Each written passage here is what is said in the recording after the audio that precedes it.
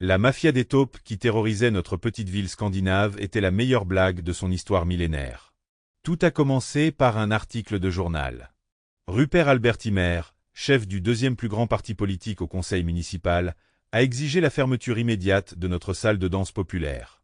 Rupert, abstinent et figure emblématique de la culture locale, avait suffisamment d'influence pour que ses propositions ridicules soient un véritable casse-tête pour nous, les amateurs de divertissement. Sa seule qualité rédemptrice? Sa belle-fille Madeleine, ma camarade de classe. Mais mes tentatives de l'inviter à sortir se sont heurtées à des moqueries à propos des fêtards et des buveurs. Je m'appelle Robert Johnson. Mais cet ami d'enfance et moi étions en dernière année de lycée quand tout cela s'est produit. Nous avions un clubhouse secret au sous-sol d'un immeuble où l'un de nos pères travaillait comme concierge. L'endroit idéal pour boire de l'alcool bon marché avant d'aller danser le samedi soir. Un samedi bien arrosé, nous avons décidé que le rat, notre surnom pas très affectueux pour Rupert, avait besoin d'une leçon. Notre plan génial? Une lettre. Cher ami Rupert, j'ai appris que la célèbre mafia des taupes a vendu toutes vos délicieuses poires à un vigneron clandestin. Laissez les poires où elles sont, sinon la mafia des taupes vous punira sévèrement pour avoir volé leur propriété. Cordialement, votre fidèle partisan et ami. Rupert, un citoyen respectueux des lois, a immédiatement exigé la protection de la police. Devant son refus, une violente dispute a éclaté. Un journaliste local est arrivé par hasard et a écrit l'article de l'année. Le lendemain, le titre de la presse criait « Combat de rats dans notre ville », avec en prime une photo d'un Rupert furieux. L'éminent politicien Rupert Atimer, plus connu sous le nom de rat, a été attaqué par des taupes criminels. La mafia des taupes revendique la propriété des poires primées de rats et les vend à un vigneron. La police est en sous-effectif et incapable d'assurer la protection du jardin 24 heures sur 24, 7 jours sur 7. La plupart des gens ont vu cela comme une absurdité. Mais Rupert, lui, a semé la pagaille au bureau du journal, a investi dans des systèmes d'alarme et a passé des nuits blanches à surveiller ses précieuses poires. L'histoire du rat a pris une tournure inattendue. Soudain, la mafia des taupes est devenue le bouc émissaire de la ville pour chaque crime non résolu. Nous, les enfants, ne pouvions nous empêcher de rire des histoires folles de leur prétendu empire criminel. 2 mois après le fiasco de la poire de Rupert, les choses ont empiré. Un nouveau chef de police est arrivé en ville, jurant d'être celui qui mettrait fin à la mafia des taupes. Pendant ce temps, notre gang grandissait. La plupart d'entre nous avions désormais des copines, ce qui faisait de nos soirées alcoolisées avant les bals une chose du passé. Un soir, nous nous sommes réunis pour organiser une fête. La conversation s'est tournée vers le nouveau chef, et nous avons tous convenu qu'il fallait remettre ce type à sa place. Nous avions juré de maintenir en vie notre confrérie de la mafia des taupes, prête à nous entraider pour nous sortir de n'importe quel pétrin. Puis, nous avons élaboré un plan pour ridiculiser le chef. Cela a fonctionné mieux que nous l'aurions imaginé. Nous avons piégé Rupert en lui promettant de lui livrer des informations embarrassantes sur des politiciens corrompus dans un coin sombre du parc de la ville. Le chef a reçu un tuyau anonyme selon lequel le chef de la mafia des taupes se trouvait au même endroit. Ce qui s'est passé ensuite a été un véritable chaos. Rupert, pensant qu'il allait se faire voler par la mafia des taupes, a tenté de s'enfuir. Le chef, voyant là une occasion de gloire, l'a plaqué au sol et l'a menotté. Ce fut le scandale du siècle. Le chef a été envoyé dans un coin reculé du Nord et Rupert, lassé de tout ce désordre, a définitivement quitté la politique. 6 ans se sont écoulés en un clin d'œil. La ville a été choquée lorsque moi, Robert Johnson, j'ai épousé la belle-fille de Rupert Timer, Madeleine. Bien sûr, ses parents n'étaient pas ravis de voir leur gendre ingénieur travailler pour la compagnie de chauffage municipale. Mais ils devaient choisir, m'accepter ou voir leur fille devenir mère célibataire. Mon copain Dan Peterson et son copain Nicolas avaient de grands projets cet été-là. Ils avaient réservé 2 semaines dans un hôtel bon marché dans une station balnéaire, célèbre pour ses fêtes de célébrités endiablées.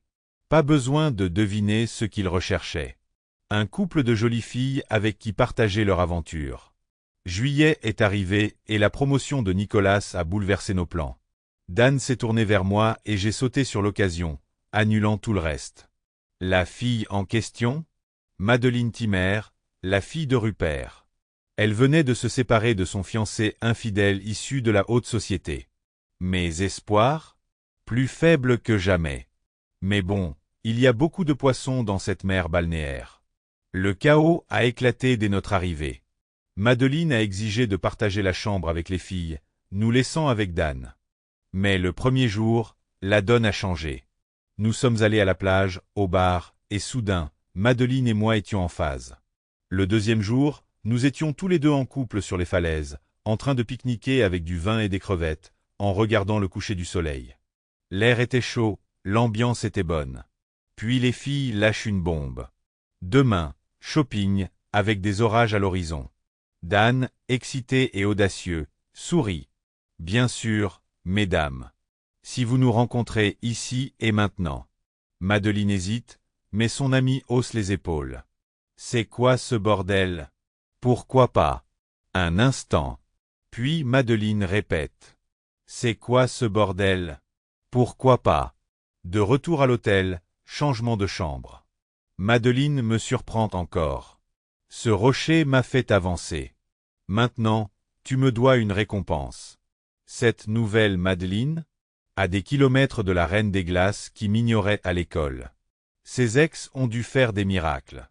Je n'ai pas besoin qu'on me le demande 2 fois. En un clin d'œil, elle est nue sur le lit après, elle est essoufflée et murmure. Mon Dieu, je n'aurais jamais cru que ça pouvait être comme ça avec toi. À partir de là, nous sommes inséparables. Ces semaines d'été, pure romance. Mais la vie nous réserve des surprises. Un préservatif cassé, une grossesse et soudain, le tristement célèbre papa Rupert essaie de nous séparer. Je n'ai pas fui ce qui lui est arrivé. J'étais même fier quand mes amis enviaient ma femme trophée. Mais tout a changé quand notre fille est entrée à la maternelle et que Madeline est retournée au travail. La vraie, elle est apparue. Toujours aussi éblouissante. Mais une renarde grincheuse de bout en bout. Vous vous demandez probablement pourquoi je suis resté. Un mot. Alexandre, notre fils. Un homme plus faible aurait peut-être abandonné, mais la paternité m'a permis de rester ancré. Les choses ont empiré. Madeline, une ancienne championne de natation du district, est rentrée chez elle épuisée à 6 heures du matin après une réunion de famille. Ce fut un choc. Elle avait toujours fait attention à l'alcool, surtout après Alexander. Son histoire de vers innocents avec des amis de l'extérieur ne lui plaisait pas, mais je l'ai laissé passer. 10 jours plus tard, l'enfer s'est déchaîné. Un appel d'un ami du Ritz. Sébastien, Zéro Nolberg est là. Il se vante d'avoir couché avec ta femme à cette réunion. J'ai perdu la boule. Zéro est au Ritz, il se vante d'avoir couché avec toi toute la nuit à cette fête. J'ai crié sur Madeline. Elle a explosé. C'est des conneries. Allons-y. Je vais moi-même arracher la vérité à cette boule de boue. Zéro, un ancien champion national de natation devenu Casanova local, avait la réputation de courir après les femmes mariées. Nous avons laissé le bébé chez des voisins et nous sommes partis au Ritz. Madeline était furieuse, mais j'ai senti qu'elle voulait protéger Zéro. Elle avait vu ce que je pouvais faire au type qui s'en prenait à elle. Comme cette fois, à la fête de Noël du club de golf, où j'ai surpris un pro ivre en train de la tripoter sur la piste de danse. Je suis intervenu et il a menacé de me donner une leçon. Une demi-heure plus tard, au bar, ce pro est venu vers moi, soutenu par le gardien de terrain massif. Les choses allaient mal tourner. J'évaluais mes adversaires, tous deux ivres, tous deux dangereux. Ma seule chance, une attaque surprise. Alors qu'ils se rapprochaient, je suis passé à l'action. Mon poing droit a heurté la mâchoire du grand gardien de champ, le faisant tomber comme un sac de pommes de terre. Le pro s'est figé, me laissant juste assez de temps pour lui donner un coup de pied entre les jambes. Alors qu'il se pliait en deux, je lui ai décoché un coup de poing dans le visage. Des années plus tard, cet incident était encore frais dans la mémoire de Madeline. À la sortie du bar, elle m'a attrapé par le bras. Ne fais rien de stupide. Je m'en charge moi-même. À l'intérieur, Zéro tenait une audience avec ses copains. Madeline s'est précipitée vers lui, lui caressant le visage de la main. « Tu te vantes d'avoir couché avec moi? C'est vrai ?» demanda-t-elle, sa voix résonnant dans le bar. Les yeux de Zéro se sont tournés vers moi, puis de nouveau vers Madeline. « Non, bien sûr que non, marmonna-t-il. Insatisfaite, Madeline le gifla à nouveau. « Dis à tout le monde ici, as-tu couché avec moi à la fête des nageurs ?» « Non, cria Zéro, la voix tremblante. Je n'ai jamais couché avec toi. J'ai juste dit à mes amis que j'en avais rêvé, c'est tout. Une autre gifle. Espèce de salopard malade qui essaie de ruiner mon mariage? La foule s'est formée entre nous, me bloquant le chemin vers Zéro. Madeleine et moi sommes partis, mais des doutes subsistaient. Quand Zéro s'est fait tabasser des semaines plus tard, je n'ai pas pu résister à demander à Madeleine si elle avait envoyé des fleurs à sa chère amie à l'hôpital. Notre mariage a encore dégénéré. La goutte d'eau qui a fait déborder le vase est arrivée lors du barbecue organisé par ses parents. J'aidais à faire le barbecue lorsque Madeleine a trouvé à redire sur la viande. Pendant le dîner, elle a explosé. Désolé, mon mari sans valeur n'a pas pu supporter la viande. Il ne sait rien faire correctement. Le double sens flottait dans l'air. Tout le monde me regardait. Je restais debout, ma chaise raclant le patio. Pourquoi diable sommes-nous toujours ensemble si je ne peux pas te donner de la bonne viande? J'ai crié. Madeleine, je veux divorcer. Va t'amuser avec Sébastien Nulberg ou ce pro de golf excité. Laisse-les frire ta viande. Je suis sorti en trombe, j'ai attrapé Alexandre et je me suis dirigé vers la voiture. J'en ai marre de tes trahisons et de tes plaintes constantes. Profite de ta nouvelle vie sans moi. Le trajet du retour fut silencieux, chargé de mots non prononcés. Étonnamment, lorsque Madeleine revint, elle n'était pas le tigre enragé auquel je m'attendais. Au lieu de cela, elle était un chaton tremblant, les yeux remplis de larmes. J'avais tort, murmura-t-elle. Je n'aurais pas dû t'insulter alors que tu essayais simplement d'aider mon père. S'il te plaît, pardonne-moi. Je veux être une meilleure épouse. 1 heure plus tard, j'ai accepté à contre-cœur de l'écouter. Ce n'est pas de ta faute, sanglota Madeleine. J'avais de grands projets, des voyages exotiques, du travail à l'étranger. Puis je suis tombée enceinte et soudain, mes rêves me sont apparus comme impossibles. Le retour au travail n'a fait qu'empirer les choses. Tout semblait être comme une prison et toi, tu étais le directeur. Pourquoi ne m'as-tu pas prévenu plus tôt? On aurait pu divorcer. Tu aurais pu prendre Alexandre et poursuivre tes rêves. Je ne veux pas divorcer, s'écria-t-elle. Alexandre et toi, vous êtes tout pour moi. S'il te plaît, restons une famille. Je ferai n'importe quoi, lui dis-je avec scepticisme. Que veux-tu vraiment, Madeleine? C'est ta chance de tout changer. Pourquoi hésiter maintenant? Elle m'a même suggéré de la fesser pour son comportement au barbecue. J'ai refusé, mais j'ai fini par accepter une période d'essai de 3 mois. Cette nuit-là, Madeleine était une autre femme au lit. Le lendemain matin aussi. Si notre relation en dehors de la chambre s'améliorait autant, nous pourrions peut-être résoudre nos problèmes. Les choses s'annonçaient bien jusqu'à ce que Madeleine n'ait plus ses règles. Le test de grossesse l'a confirmé. Étonnamment, nous sommes restés heureux tout au long de la grossesse et de son année à la maison avec le nouveau bébé. Madeleine a profité de ce temps pour étudier, excellent au-delà de ses attentes. À son retour au travail, elle a décroché un poste de direction, avec une voiture de fonction et un salaire supérieur au mien. Dans la plupart des familles, cela serait un motif de célébration. Mais avec Rupert dans le tableau, notre histoire était loin d'être ordinaire. Rupert a vendu sa maison pour une somme conséquente, promettant la moitié à Madeleine et aux enfants. Mais fidèle à lui-même, il a posé des conditions. Il a exigé que Madeleine et moi partagions nos biens, que nous séparions complètement nos finances et que je sois tenu à l'écart des questions d'argent des enfants. Je ne me souciais pas de l'argent de Madeleine, mais être coupé des finances des enfants? C'était une gifle. J'ai perdu la tête. Pourquoi ne te mets-tu pas cet argent dans le cul, Rupert? Je t'aiderai même avec mon pied. Sa femme a entendu et m'a traité de sourd pendant des mois. Madeleine et moi nous sommes disputés à cause des conditions de son père. Elle voulait ce cadeau. Je voulais que Rupert se mêle de tout ça. Après de vives discussions, nous avons trouvé un compromis. Nous contribuerions à parts égales à un compte commun pour les dépenses familiales et gérerions ensemble les fonds des enfants. La paix est revenue, à part la guerre froide avec ses parents. Ça me va un jeudi. Madeleine m'a appelé pour parler d'un verre après le travail avec des collègues. J'ai remis en question le jour, mais son explication était logique. La semaine suivante, même chose.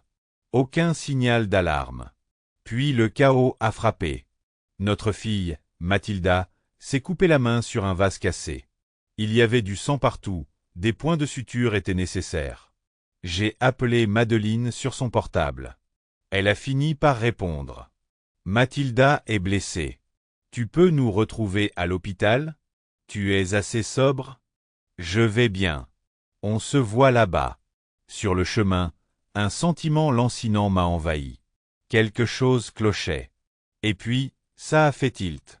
La réponse de Madeleine à mon appel. C'est à ce moment-là que j'ai compris que nos problèmes étaient loin d'être terminés. La réponse tardive de Madeleine et le silence inquiétant de son côté ont déclenché des sonnettes d'alarme. Pas de bavardage au bar. Aucun bruit ambiant. Où qu'elle soit, ce n'était pas le pub où elle prétendait être. Nous nous sommes retrouvés aux urgences. Madeleine est restée avec Mathilda pendant que je me précipitais chez Alexander. Ce jeudi maudit s'était transformé en cauchemar pour nous tous. Les points de suture de Mathilda étaient le cadet de nos soucis. Le vrai problème? J'étais désormais absolument certaine que Madeleine manigançait quelque chose dans mon dos. Le divorce se profilait à l'horizon. Et cette fois, rien ne m'arrêterait. Un seul regard sur Madeleine à l'hôpital et j'ai su. Mon appel avait interrompu son rendez-vous galant, la forçant à s'enfuir du lit de son amant. À son honneur, elle n'a pas hésité quand son enfant a eu besoin d'elle. De retour à la maison, Madeleine s'est précipitée vers la douche. Aucun de nous n'a mentionné ses plans interrompus après le travail. Je me suis tu, déterminé à rassembler plus de preuves avant de passer à l'action. Ma chance s'est présentée le lendemain.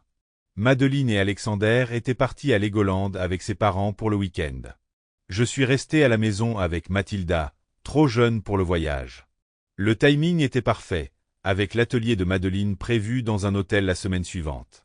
Vendredi soir, alors que Mathilda dormait, j'ai commencé mon enquête dans notre bureau commun. L'ordinateur portable de Madeleine était posé sur son bureau, frustrant, protégé par un mot de passe. Après plusieurs tentatives infructueuses, j'ai abandonné cette piste. Madeleine a appelé brièvement pour prendre des nouvelles de Mathilda depuis leur hôtel. J'ai tourné mon attention vers les tiroirs de son bureau. Des serrures basiques, rien qu'un peu de bricolage ne puisse résoudre. Les deux premiers tiroirs ne livraient rien d'autre que des papiers d'atelier. Légitime, semblait-il. Mais le troisième tiroir? Jackpot. Une petite boîte en plastique contenant 4 préservatifs, provenant visiblement de notre table de nuit, et une mystérieuse pilule bleue. Je n'avais jamais touché à ces pilules bleues, et il semblait que l'amant de Madeleine en avait lui aussi tout juste fini. Elle avait trouvé un autre moyen de faire durer son aventure. Madeleine ayant arrêté la contraception pour des raisons médicales, nous avions puisé dans ma réserve de table de nuit. J'avais acheté en gros 5 douzaines de préservatifs. Qui aurait remarqué qu'il en manquait quelques-unes? Ce même tiroir contenait une clé USB. En la branchant sur mon ordinateur portable, j'ai trouvé un trésor de photos d'événements d'entreprise.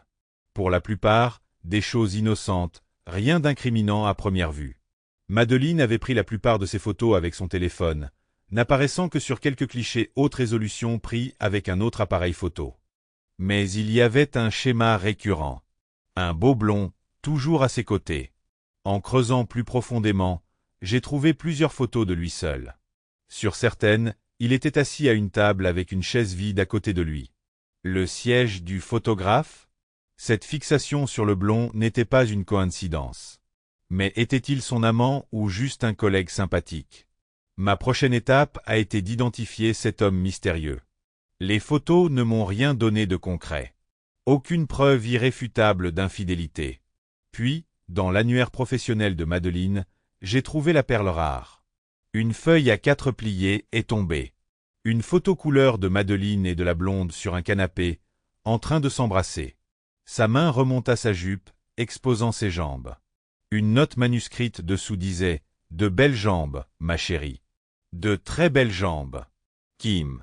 Kim. » Nom unisexe, mais la liste de la conférence n'en comptait qu'un seul. Kim Sturbin. Bingo. Avec un nom aussi rare, déterrer plus de saleté serait un jeu d'enfant. J'en étais sûr à 100%. Madeleine trompait Kim. Il était temps d'agir. L'annuaire téléphonique a donné des résultats étonnants. Seuls 3 Sturbins y sont répertoriés. Une Kim partageait un téléphone fixe avec Elisabeth. Numéro de téléphone séparé. J'étais sur la bonne voie. De nouvelles lois ont rendu difficile l'achat de crédits et d'informations personnelles sans fondement juridique. La cible obtiendrait une copie papier de toute information vendue. Mais j'avais d'autres moyens. Mon contact clandestin avait accès à une société écran à Gibraltar. Cette entreprise, se faisant passer pour une agence immobilière, a acheté des informations. Le dossier de Kim en faisait mention. Aucune trace de moi. Malgré des emplois décents, Kim et sa femme croulaient sous les dettes. À part cela, il semblait ordinaire. Un enfant, une maison, 2 garçons. Mais Kim avait un défaut fatal. Il couchait avec ma femme.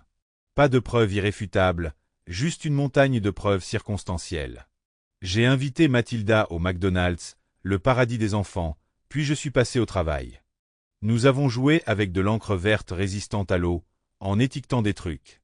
J'ai mis une petite bouteille dans ma poche avant de rentrer à la maison. Dans mon atelier, j'ai pris une seringue et de la superglue. Avec précaution, j'ai fabriqué 4 préservatifs Madeleine, en injectant du colorant vert et en scellant les piqûres. Il m'a fallu cet essai pour obtenir 4 préservatifs parfaits. Cette peinture serait une vraie galère à enlever des zones sensibles. Samedi soir, Alexander a appelé, tout excité à l'idée de sa journée. Quand j'ai demandé Madeleine, il m'a dit qu'elle et grand-père s'occupaient des affaires à la réception. Je lui ai dit qu'elle pouvait m'appeler plus tard. Elle ne l'a pas fait. J'ai pensé que Rupert, alias Tito Taylor et sa fille, s'étaient éclipsés au bar de l'hôtel. Madeleine est revenue dimanche soir et m'a tout de suite parlé de l'accident de Mathilda. Je pensais que tu pourrais passer quelques heures jeudi soir. Tu ne peux même pas surveiller un enfant toutes les minutes. Quand un problème survenait, j'agissais vite et correctement. Désolé d'interrompre vos activités amusantes, ai-je rétorqué. La peur se lisait sur son visage. Dans le mille. Qu'est-ce que ça veut dire? Elle a crié.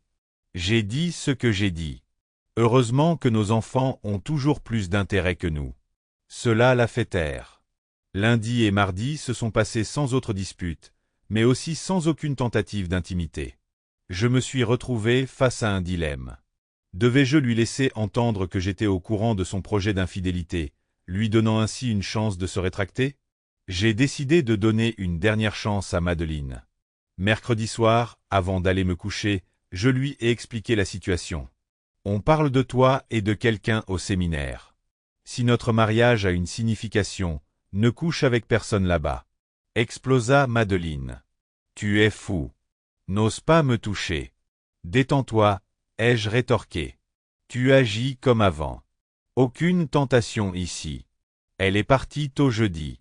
Pendant le déjeuner, je me suis rendu au tribunal pour récupérer les papiers du divorce. De retour à la maison, j'ai vérifié son tiroir. Les préservatifs avaient disparu. Maintenant, je me demandais s'ils s'étaient sautés dessus juste après l'enregistrement, ou s'ils étaient trop occupés. Peut-être qu'ils attendraient le dîner. Mon pari? Tard dans la nuit, après avoir discuté au bar, je n'ai pas pris plaisir à la fin de mon mariage. Mais leur embarras à venir? C'était quelque chose. J'ai transféré notre ligne fixe vers le numéro de Rupert. J'ai laissé sa fille légèrement coquine et très énervée le réveiller en hurlant. Mon portable était en mode vibreur, posé sur la table de nuit. Le bourdonnement a commencé à 12h30, puis toutes les 10 minutes pendant 1h30. Le lendemain matin, j'ai changé de ligne fixe et j'ai écouté les messages vocaux. Madeleine était en train de perdre la tête. « Qu'est-ce que tu as fait, bordel? Tu vas payer pour ça, espèce de con. Comment je fais pour me débarrasser de cette foutue couleur? Appelle-moi tout de suite. » Pourquoi répondre à ça? En plus, je ne pouvais rien lui dire. Au travail, j'ai dû prendre son appel. Elle a crié. « Es-tu heureuse maintenant? Sais-tu ce que tu as fait? De quoi parles-tu? Ne fais pas l'idiot. Tu sais exactement. Je n'en ai aucune idée. Tu m'accuses de quelque chose? » Sa voix s'est affaissée, tendue. Les préservatifs, idiot. Quels préservatifs? Pourquoi utilises-tu des préservatifs lors d'un séminaire? Tu me trompes? La voix de Madeleine se brisa de désespoir. Comment me débarrasser de cette couleur? Pourquoi utiliser des préservatifs colorés? Sont-ils différents? Je l'interrompis. Merci d'avoir admis avoir trahi un séminaire.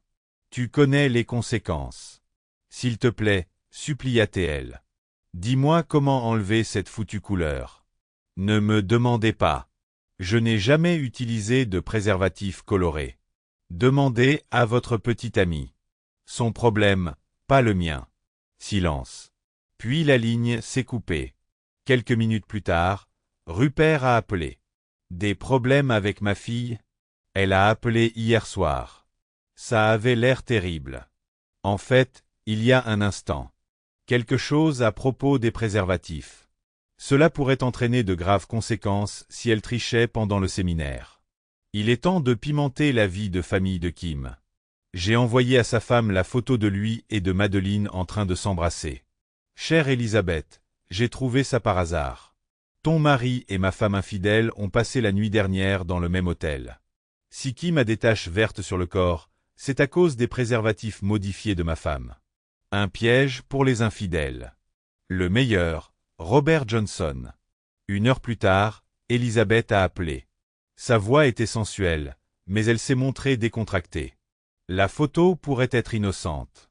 Ce n'est pas vraiment une preuve de trahison. J'ai accepté. Rien n'est sûr. Mais quelqu'un est tombé dans mon piège. Il pourrait s'agir de votre mari, vu son intérêt précoce pour Madeline. Elisabeth m'a intrigué. Victime ou instigatrice? Nous avons convenu de rester en contact si elle trouvait du verre sur Kim. Après le travail, j'ai retrouvé une Madeline furieuse à la maison. Des paumes vertes, une tache sur la joue, un rouge à lèvres vif qui cache encore plus. Heureuse maintenant? Hurla-t-elle. Tu as fait de moi la risée de tous. J'ai parlé à voix basse. Non, c'est l'un des pires jours de ma vie. Une famille brisée n'est pas un motif de joie. De quoi te plains-tu? Tu peux désormais avoir ton amant à plein temps. Tes infidélités ont mis fin à ce mariage, ai-je dit. Je plains nos enfants. Ils devront faire face aux conséquences de cette situation. Les yeux de Madeline s'écarquillèrent. Que veux-tu dire? J'ai remis les papiers du divorce à Madeline. Signés ou non. Cela ne changera pas le résultat, mais vous économiserez des frais juridiques si vous acceptez maintenant. Elle a craqué. Je t'aime. Tu es le père de nos enfants. S'il te plaît, ne fais pas ça. Nous pouvons être heureux à nouveau. Une femme aimante ne se comporte pas comme une traînée de conférences. Et ses enfants? On verra ce que dit l'ADN. Madeline poussa un cri et se précipita dans la chambre. Quelques minutes plus tard, Elisabeth Sturabin l'appela. Les paumes de son mari étaient vertes et couvertes de taches. Il avait avoué sa liaison et faisait ses valises. Nous avons convenu de nous retrouver au parc le lendemain. Je me demandais si l'hôtel me facturerait les draps abîmés. Au parc, une femme magnifique d'une trentaine d'années s'est approchée. Un petit garçon à ses côtés. Ce ne pouvait pas être Elisabeth. Je m'attendais à une harpie. Elisabeth Sturabin? Oui. Et vous devez être Robert Johnson. L'homme qui a ruiné mon mariage avec son truc de peinture verte. Nos conjoints ont ruiné nos mariages. Ton mari doit être fou pour tromper quelqu'un comme toi. Nous avons discuté autour d'un café tandis que son fils Kevin jouait à côté. Je lui ai avoué, tu n'es pas du tout comme je l'imaginais.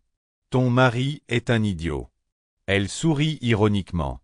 Désolé de vous décevoir si vous espériez une mégère. J'ai tout raconté sur l'infidélité de Madeline, l'hôpital, les préservatifs, la peinture. Elisabeth m'a fait part de ses difficultés liées au divorce.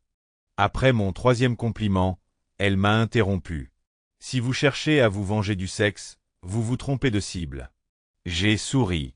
Tu as déjà entendu parler du coup de foudre? Je ne suis plus une adolescente. On aurait pu me tromper. Je ne pensais pas que c'était possible à mon âge, mais te rencontrer? Eh bien, tu m'as fait changer d'avis. Bien essayé, mais ça n'arrivera pas, dis-je fermement. Je serai un véritable ami pendant ce désordre, rien de plus. Elisabeth hocha la tête, acceptant les nouvelles limites. Son fils aperçut une affiche de cirque et ses yeux s'illuminèrent. Sur un coup de tête, je lui suggérai d'emmener les enfants le lendemain. À ma grande surprise, Elisabeth a accepté. De retour à la maison, j'ai trouvé les parents de Madeleine qui m'attendaient, désespérés de me faire changer d'avis sur le divorce. Je me fiche que tu acceptes de me tromper, leur ai-je dit sans détour. Cela ne fonctionnera pas dans mon mariage. J'ai remercié Rupert d'avoir insisté sur un budget partagé. Cela a facilité le partage des biens. Son visage s'est assombri lorsque j'ai accepté de laisser Madeleine acheter ma part de la maison à la valeur du marché. De toute évidence, il espérait un accord de faveur. Le cirque a été un succès. Après, autour d'un café et d'une limonade, Elisabeth m'a demandé avec un sourire ironique. « Est-ce que je t'ai offensé quand cette réplique du coup de foudre a échoué ?» Ce n'était pas une réplique, ai-je admis. J'avais peur que tu penses que j'étais un harceleur effrayant. Elle m'a lancé un regard étrange, puis m'a révélé que Kim restait chez ses parents pendant qu'elle débattait du divorce. J'ai partagé mes propres progrès, mentionnant ma recherche d'appartement. Elisabeth a avoué son désir d'avoir un autre enfant, ce que Kim avait refusé. Avant que je puisse m'en empêcher, j'ai lâché. Je me porte volontaire pour servir de tribu. Elle m'a regardé d'un air sérieux. Tu comprends qu'un enfant est bien plus qu'une simple conception, n'est-ce pas? Es-tu vraiment prête à tout ce que cela implique? Absolument, je te l'ai promis. Mais c'est à toi de décider. Je respecterai ta décision, quelle qu'elle soit. Les enfants m'ont interrompu, coupant court à notre conversation. Plus tard dans la soirée, un message d'Elisabeth m'a pris de court. Tu m'as vraiment dit la vérité aujourd'hui? Oui, ai-je répliqué. Les papiers du divorce sont prêts. Je les déposerai demain. L'agent immobilier est à bord. Et cet enfant avec toi, ce sera merveilleux. Le lendemain, les courses terminées, j'ai mis Elisabeth au courant. Mon ami agent immobilier m'a promis une bonne affaire, mais j'ai insisté pour que ce soit équitable. Je ne voulais pas arnaquer ma femme, même en cas de divorce. La réponse d'Elisabeth ne s'est pas fait attendre. Elle et Kim se rencontraient au pub. Dernière chance de sauver leur mariage, s'il acceptait ces conditions. Je me suis tu, mais Madeleine? Elle était furieuse. J'avais déposé ma demande avant même qu'elle ait pu lire les documents. Et faire estimer la maison sans elle? C'était un coup bas. Elle est devenue pâle quand j'ai baissé le prix de vente potentiel. Comment peux-tu faire ça? Hurla-t-elle. Nous sommes toujours mariés.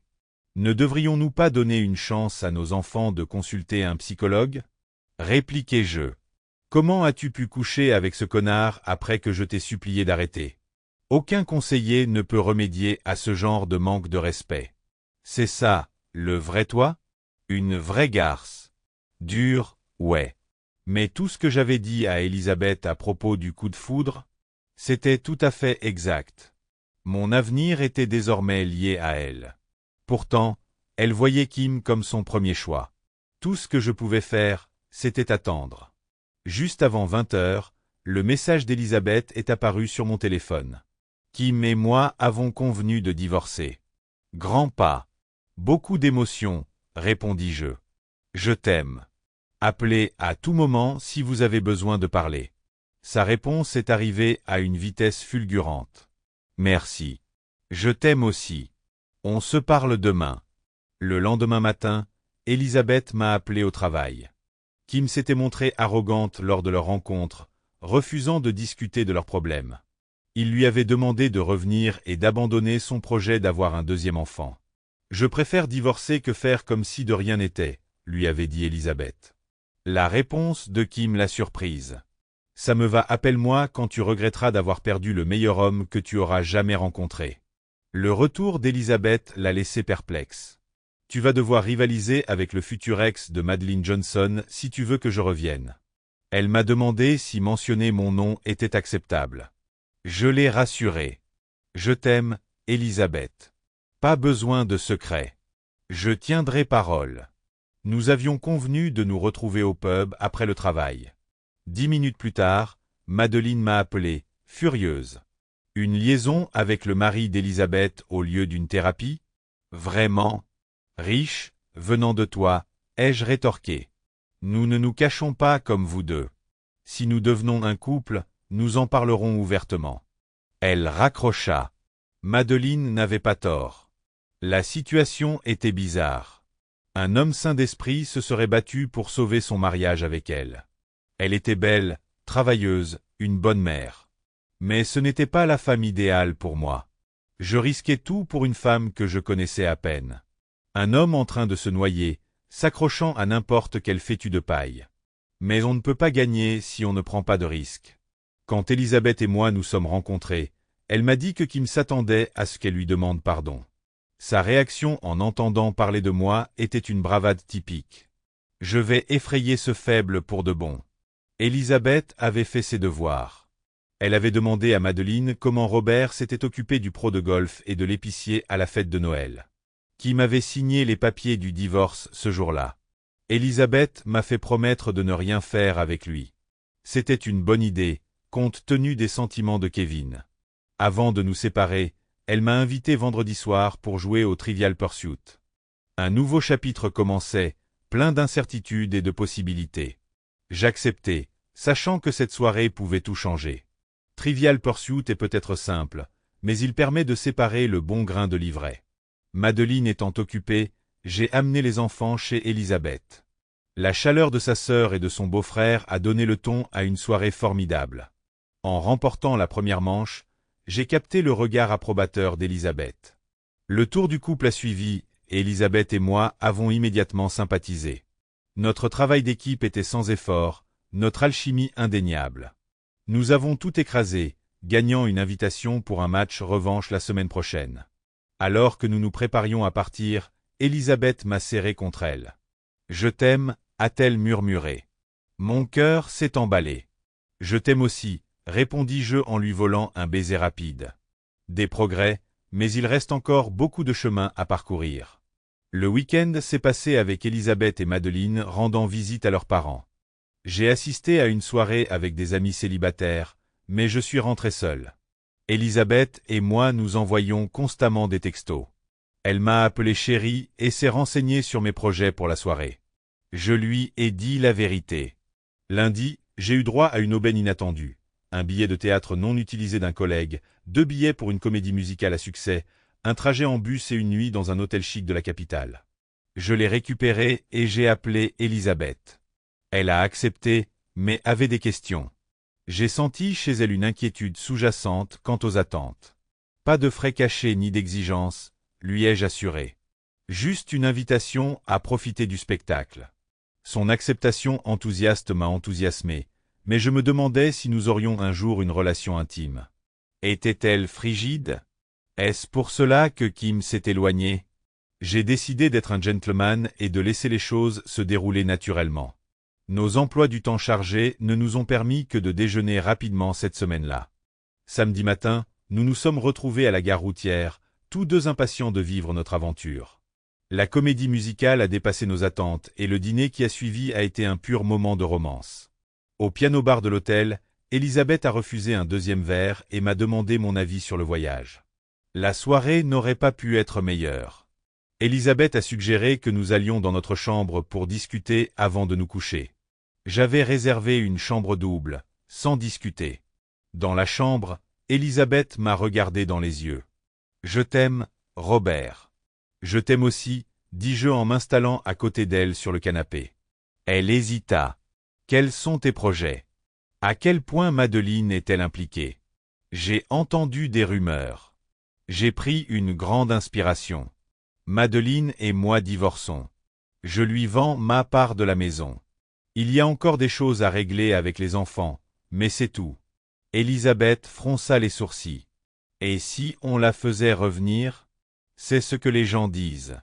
Ça n'arrivera pas, dis-je fermement. J'avais déjà commis cette erreur avant Mathilda. Plus jamais. Elle hocha la tête, le soulagement se lisant sur son visage. Et nous? Je veux t'épouser, Elisabeth. Mais si tu penses que ce n'est qu'une revanche, on peut attendre. Nous sommes tous dans le même bateau. Je m'arrêtai, me laissant aller. J'ai quelque chose à te demander. Ça va peut-être faire mal, mais j'ai besoin de la vérité. Elisabeth se tendit. D'accord. Pourquoi qui m'a-t-il abandonné si facilement? Il devait y avoir un sérieux problème. Et toi? L'as-tu trompé? Elisabeth s'effondra, les larmes aux yeux. Une fois. Je me suis saoulé à une fête de Noël. Il ne m'a jamais pardonné. Je l'ai serré contre moi. Cela ne change rien à ce que je ressens. Nous prenons un nouveau départ. Pas de squelette dans le placard. Tu m'aimes toujours? Même si je suis comme Madeleine? Je secouai la tête. Il y a un monde de différence. Tu as fait une erreur. Les affaires de Madeleine étaient calculées, répétées. Notre divorce. C'est parce que nous sommes tous les deux malheureux. La tromperie n'a fait que faire déborder le vase. Parlons de l'avenir, dit Elisabeth, les yeux pétillants. Et Kim, as-tu prévu de te venger? Je secouai la tête. L'amitié de Kevin compte plus qu'une vendetta contre son père. De plus, Kim m'a rendu service. Elle a mis fin à un mauvais mariage. Elle m'a montré le chemin vers le bien. Le visage d'Elisabeth s'est illuminé. Et les enfants? Tu te souviens de ta promesse? Je tiens mes promesses. Nous aurons ce bébé. Mais vivre ensemble passe avant tout. Tu es prête? L'es-tu? Répliqua-t-elle en souriant. Je savais qu'il était temps. Je me suis mis à genoux et j'ai croisé son regard. Elisabeth, je t'aime. Veux-tu m'épouser? Les secondes passèrent. Puis, oui, Robert. Je t'aime aussi. Nous nous sommes serrés dans nos bras avec passion. Nos vêtements sont tombés. Et nous avons fait l'amour avec une intensité qui nous a coupé le souffle. Elisabeth était une partenaire incroyable.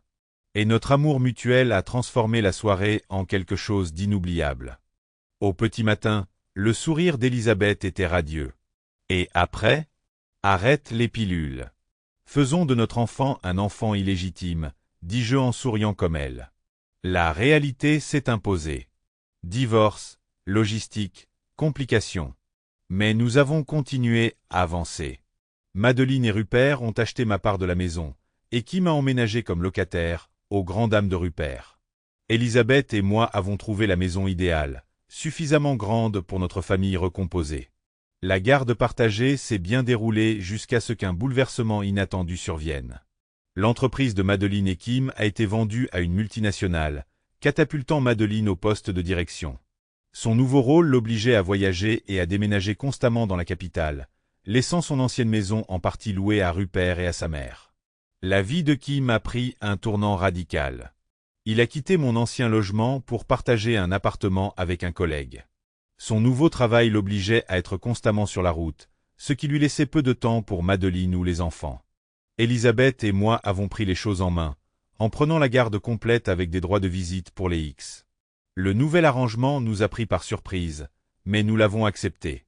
Parfois, je me demande ce qu'elle aurait choisi si Madeleine et moi étions encore mariés lorsqu'elle a décroché le job de ses rêves, le travail ou la famille. Un jour, alors que Madeleine déposait les enfants, elle m'a dit « Je suis ravi de mon travail, mais si j'avais su le prix à payer pour tricher, je n'aurais pas touché à ce poste. » J'ai fait simple. On ne peut pas changer le passé. Il faut regarder vers l'avenir. Elle a continué. « Es-tu heureux maintenant, Robert? » Oui, grâce à Elisabeth. Mais souviens-toi, tu m'as écrasé 2 fois. D'abord à l'hôpital, puis quand je t'ai supplié de ne pas coucher avec Kim. Tu t'en fichais complètement de mes sentiments. Je me suis retourné contre elle. Et toi, Madeleine? Heureuse? Sa voix baissa. Oui et non. Kim était un cauchemar qui me fait encore perdre le sommeil. Mais je suis contente que toi et Elisabeth soyez là pour les enfants. Et oui, j'adore ma nouvelle vie. Elisabeth et moi nous sommes mariés 1 semaine après la finalisation de nos divorces. Elle est enceinte maintenant. Parlons d'un retournement de situation. Qui aurait cru que notre première conversation sur les conjoints infidèles mènerait à ça? Au barbecue du voisin, Kim s'est présenté seul. Lorsqu'on lui a posé des questions sur sa petite amie, il a marmonné quelque chose à propos de sa présence en Chine. Le gars avait l'air malheureux. Elisabeth et moi, en revanche, nous nous amusions comme des fous. Ses vieux amis n'arrêtaient pas de nous féliciter. Plus tard, Kim m'a coincé au bar. « Félicitations », a-t-il dit d'une voix pâteuse. « Tu as gagné ce foutu bazar. » J'ai hoché la tête, la voix sincère. « Je veux que toi et Madeleine trouviez le bonheur. » Les yeux de Kim ont croisé les miens, un mélange de regret et de résignation dans son regard. Le poids de notre histoire commune pesait entre nous. Écoutez les amis, dis-je en me tournant vers la caméra. Si vous êtes arrivés jusqu'ici, cliquez sur ce bouton d'abonnement. Croyez-moi, c'est la meilleure façon de garder votre vie amoureuse sur la bonne voie. N'hésitez pas à partager vos impressions sur cette histoire dans les commentaires et ne manquez pas la prochaine.